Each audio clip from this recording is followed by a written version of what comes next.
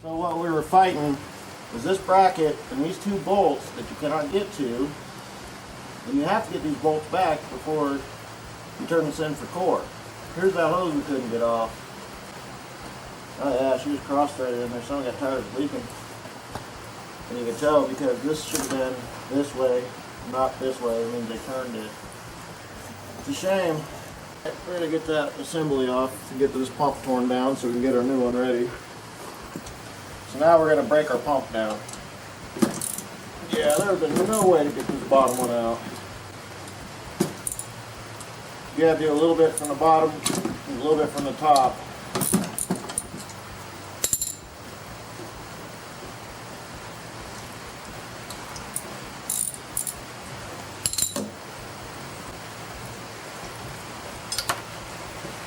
Alright, so you got to keep this from your old pump.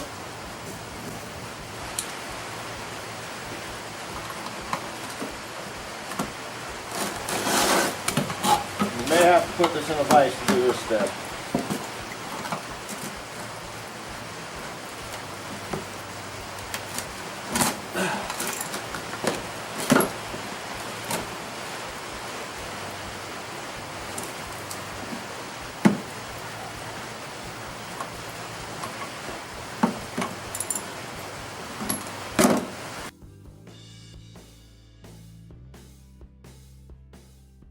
We're going to build this pump outside the unit or the truck because the way they have this as an assembly, it's really tight to try to get anything on these two bolts.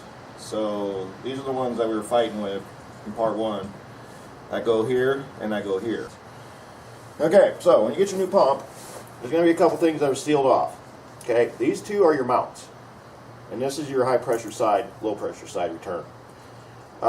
With these pumps, you can void warranties easily if you don't take careful note of a couple things.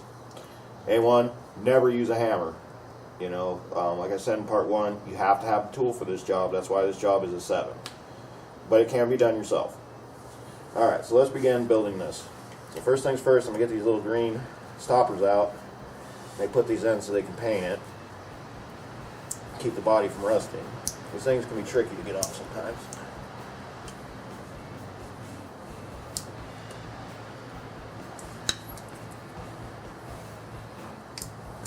Usually these come out in one fail swoop.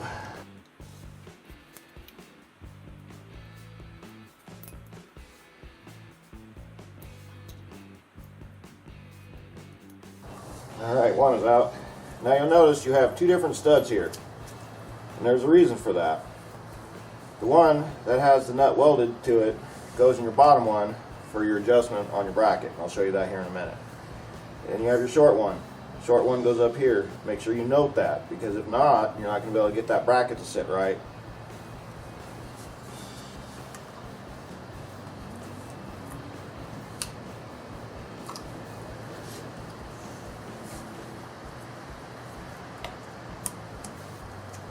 Oh, that one came out nice. So what I'm going to do, because with 4-wheel drive, you might have to do this a couple times. I'm going to put a little bit of grease in there so we don't have that fight like we did yesterday. A little bit of grease is okay. Just don't put a lot in there. You don't want to blow the thing out. Just enough on your thread just to give it a good way of no anti-seize. These don't need to be extremely tight. Whoever had done this pump previously made it way too tight. The way it's sandwiched in here, there's nowhere for it to go this way. And a couple turns is all you need. Because you strip this, or this, you won't get your core back. So just a little bit on the thread, just spin on your finger. Just don't have a lot. This is where a little is a lot. And these both take a deep 18 to get these off and on. Now I'm leaving this in until I get it actually in the vehicle. You want to keep these two things sealed until you're ready to put fluid in it from the top and you're ready to hook this line up. Otherwise, do not take that out until you're ready to hook your hose back up. Okay. So now that we've got this on, I'm going to take my 18.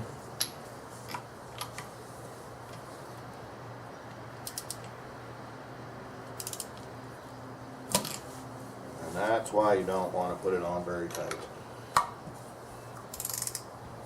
because you can't pry on this. You can't put it in a vise. And when it stops, that's all you need. No more. Otherwise, you will not be able to get this thing back off should this pump fail.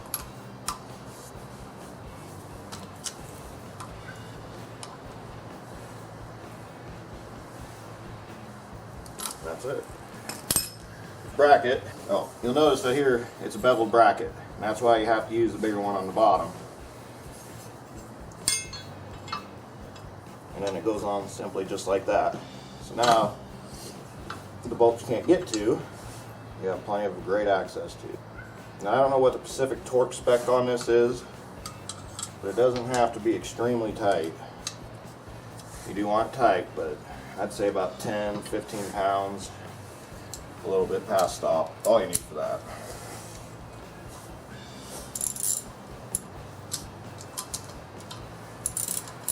And I do them evenly so they make sure that they sit fair, sit in their natural spot, natural position.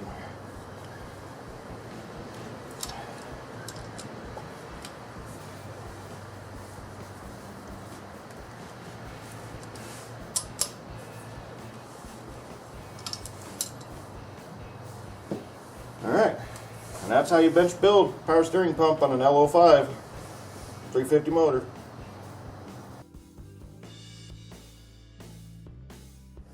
Okay, so one of the things you must do, you got to flush this thing. So we're going to do a backwards flush. We're going to go in from the low pressure side and we're going to push the yuck through the high pressure side, and that should reverse it.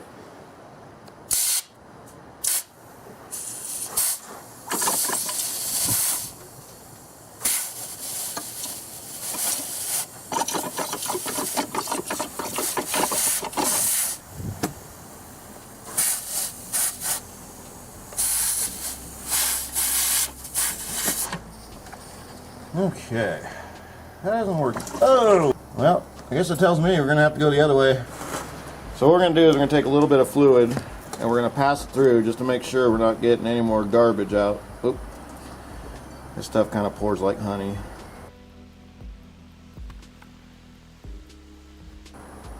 Most shops have a machine they put this on, but we're using compressed air, fresh fluid, and that should about cover it.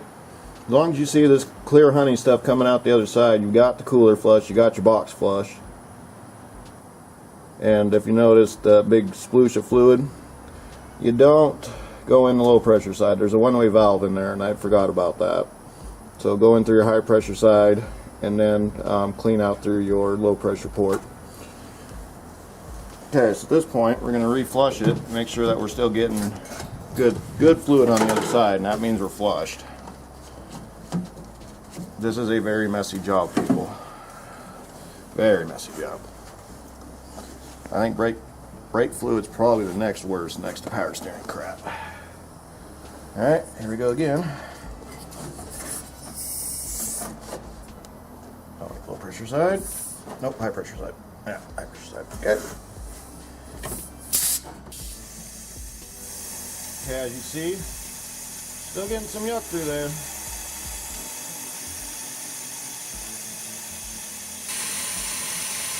And I'm putting almost about 110 pounds of air pressure through the system.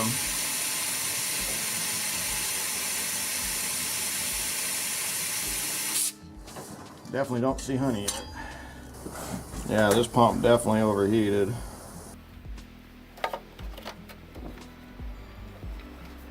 So just keep repeating it until you got good clear stuff coming out.